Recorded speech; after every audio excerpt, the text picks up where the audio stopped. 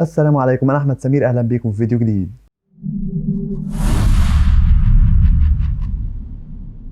النهارده معانا قائمة أفضل 10 ممثلين في التاريخ، بس قبل ما نبدأ عايزك تعمل اشتراك في القناة لو مش مشترك، وبيعمل لايك للفيديو لو عجبك، وخلينا نبدأ.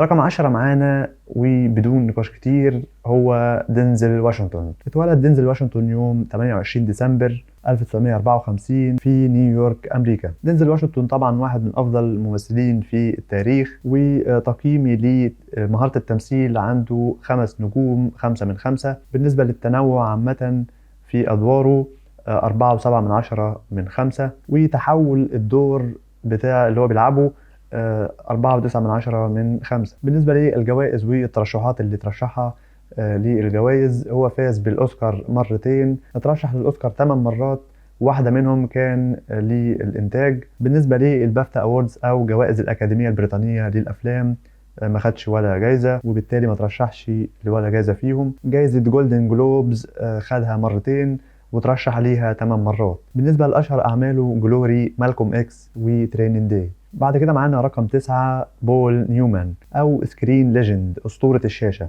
اتولد يوم 26 يناير 1925، وتقييمي ليه هو بالنسبة للتمثيل 4.8 من 10 من 5. طبعا التقييمات كلها هتبقى من 5 نجوم، فتقييمي للتمثيل بتاعه 4.8 من 10. بالنسبة لتنوع أدواره 4.7 من 10، وبالنسبة لتحول أدواره 4.8 من 10. بالنسبة للجوائز والترشيحات اللي خدها، خد جائزة الأوسكار مرة وترشح للأوسكار 10 مرات. البافتا أووردز خدها مرة وترشح ليها 5 مرات. والجولدن جلوبس خدها 3 مرات وترشح ليها 12 مرة. من أشهر أعماله ذا فيرديكت، رود تو بيرديشن، ذا كولر اوف ماني. ونروح بعد كده رقم 8 وهو أنتوني هوبكنز. اتولد يوم 31 ديسمبر 1937 في دولة ويلز، وتقييمي لأدائه هو بالنسبة للتمثيل 5 نجوم من 5. بالنسبة للتنوع في أدواره 5 من 5.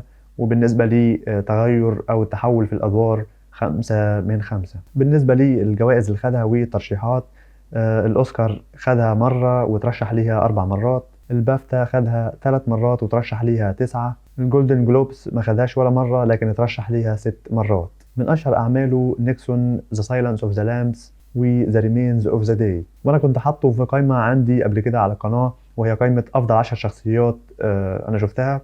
كنت حاطه في بشخصيه هينيبال ليكتر، وكان بصراحه كانت شخصيه يعني جامده جدا، وتخليك واخد حذر طول الفيلم وخايف من الشخصيه دي. فعمل اداء رائع بصراحه في الشخصيه دي، وهو اصلا ممثل ممتاز يعني. ونروح بعد كده رقم 7 وهو توم هانكس. والراجل ده بصراحه ليه عندي معزه خاصه، بحبه جدا وبحب افلامه جدا. هو اتولد في كاليفورنيا، امريكا. وبالنسبه لتقييماتي ليه، بالنسبه للتمثيل 5 نجوم من 5 نجوم. بالنسبه لتغير ادواره 5 من 5. وبالنسبه لي تنوع الادوار بتاعته 5 من 5. بالنسبه للجوائز اللي خدها، هو فاز ب2 اوسكار من 5 مرات اترشح لها. البافتا أووردز ما خدهاش ولا مرة لكن اترشح ليها 4 مرات. والجولدن جلوبس خدها 4 مرات لكن اترشح لها 8 مرات. أما بالنسبة لأشهر أعماله، طبعا عندنا كتير جدا: سيفن برايفت راين، فورست جامب، فيلادلفيا، كاستاوي، ذا جرين مايل. يعني أفلامه كتير جدا، والراجل ده بصراحة يعني ممتاز في التمثيل، وبيعيشك الشخصية اللي هو بيعملها في كل فيلم اكني ما عملش حاجه تانية غير الشخصيه دي. فبصراحه ممتاز، وكان لازم احطه في القائمه معانا. ونروح بعد كده رقم 6 وهو داستن هوفمان. اتولد في لوس انجلوس في كاليفورنيا، امريكا. وتقييمي لتمثيله: التمثيل 5 من 5. التنوع في الشخصيات 5 من 5. تغير الادوار 5 من 5. بالنسبه للجوائز اللي خدها والترشيحات، خد الأوسكار مرتين وترشح للأوسكار 7 مرات. البافتا أخدها 4 مرات بعد ما ترشح لها 10 مرات. والجولدن جلوبس خدها 5 مرات وترشح لها 13 مرة. من أشهر أعماله رين مان، ميد نايت كاوبوي، كرامر فيرسس كرامر. ونروح للتوب 5 ورقم 5 معانا هو دانيال داي لويس. اتولد في لندن، إنجلترا، وواحد من أفضل الممثلين بصراحة. بالنسبة لي تقييمي للتمثيل بتاعه 5 من 5. تنوع الأدوار 5 من 5. وتغير الأدوار 5/5. والفرق بين تغير الأدوار وتنوع الأدوار، تنوع الأدوار يعني بيعمل أدوار متعددة في كذا فيلم تختلف عن بعض، لكن تغير الأدوار أو تغير الدور دي يعني تحويل الدور نفسه أو التحول في الشخصية في فيلم معين، فهل قدر يعملها ولا لأ؟ دي بالنسبة لتحول أو تغير الدور. بالنسبة للجوائز والترشيحات اللي ترشح لها، هو خد الأوسكار 3 مرات وترشح لها 6 مرات، خد البافتا 4 مرات وترشح لها 6 مرات، والجولدن جلوبس خدها مرتين وترشح لها 7 مرات. من أبرز الحاجات اللي قدمها لينكولن، زير ويل بي بلاد، ماي ليفت فوت، فالراجل ده بصراحة ممتاز. ومعانا بعد كده رقم 4 الباتشينو. الراجل ده يا جماعة أسطورة بصراحة، أسطورة بمعنى الكلمة. اتولد يوم 25 إبريل 1940 في نيويورك سيتي، من أب وأم إيطاليين وأمريكيين. اتشهر جدا في فترة السبعينات بالأفلام المتميزة، وتقييمي لتمثيله هو بالنسبة لمهارة التمثيل 5/5، بالنسبة لتنوع الأدوار 4.8/5، وبالنسبة لتحول الدور اللي بيلعبه 4.9/5. بالنسبة للجوائز اللي خدها والترشيحات، خد الأوسكار مرة واحدة وترشح للأوسكار 8 مرات، وخد بافتا أووردز مرتين وترشح ليها 8 مرات. وبالنسبة للجولدن جلوبس خدها 4 مرات بعد ما ترشح ليها 15 مرة. من أفضل وأشهر أعماله سينت أوف وومن، دوج داي أفترنون، وذا جاد فازر، طبعا الثلاثية الغنية عن التعريف. وخصوصا ذا جاد فازر إن هو خد الدور من اللي كان طالع في الفيلم والده فيتو كورليوني. طبعا عشان يقدر يشيل الحمل بتاع الفيلم ده كان لازم يكون نجم متميز زي الباتشينو، وقدر فعلا يشيل الدور بجدارة واستحقاق. ونروح بعد كده للتوب 3. ورقم 3 معانا هو روبرت دينيرو. اتولد يوم 17 أغسطس 1943 في نيويورك أمريكا.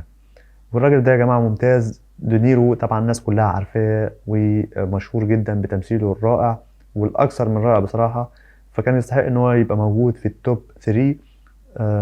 واحد من أفضل 3 ممثلين في التاريخ. بالنسبة لي تقييمي لي مهارة التمثيل 5/5، تنوع أدواره 4.8/5. بالنسبة لي تحول الدور أو الشخصية اللي بيلعبها 4.9/5. الجوائز والترشيحات، خد الأوسكار مرتين بعد ما ترشح لها 7 مرات. ما خدش البافتا أووردز ولا مرة لكن اترشح لها 6 مرات. الجولدن جلوبس خدها مرة وترشح لها 8 مرات. بالنسبة لي أشهر أعماله ريجينج بول، ذا دير هانتر، وذا جاد فازر، وبالأخص الجزء الثاني. ونخش بعد كده على رقم 2 وهو مارلون براندو.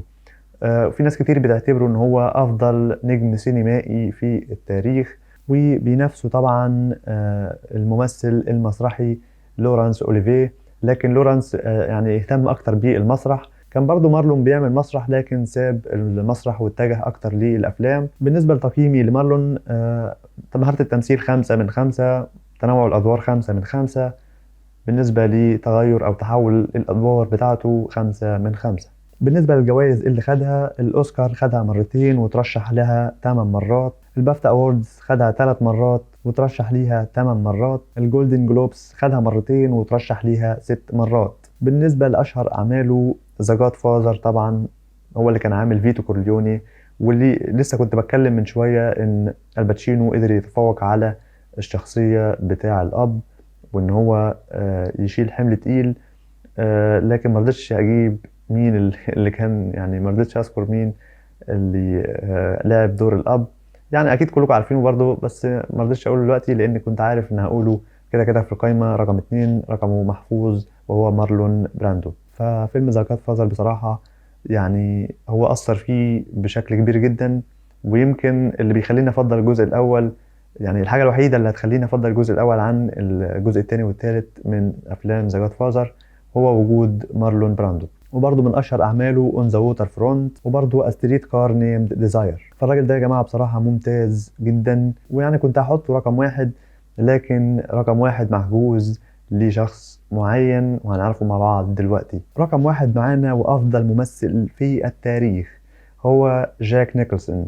ممثل، منتج، مخرج، كاتب سيناريو، وطبعا هو جنسيته امريكي. معروف جاك نيكلسون بان هو واحد من 2 اترشحوا لكل جوائز الأوسكار لكل عقد من جوائز الأوسكار في الستينات لحد القرن العشرين، طبعا مع الممثل الثاني مايكل كين. بالنسبة لتقييمي، مهارة التمثيل عنده 5/5، تنوع أدواره 5/5، وتحول الأدوار بتاعته 5/5.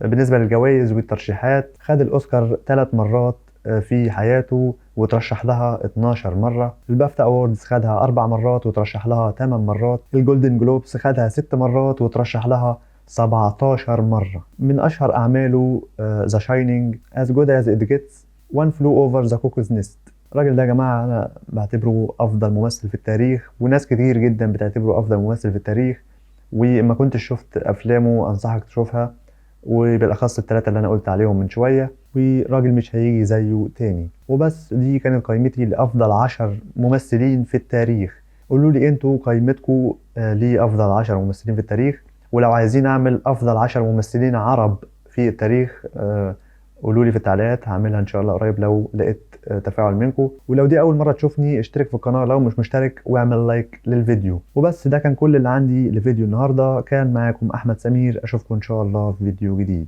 سلام.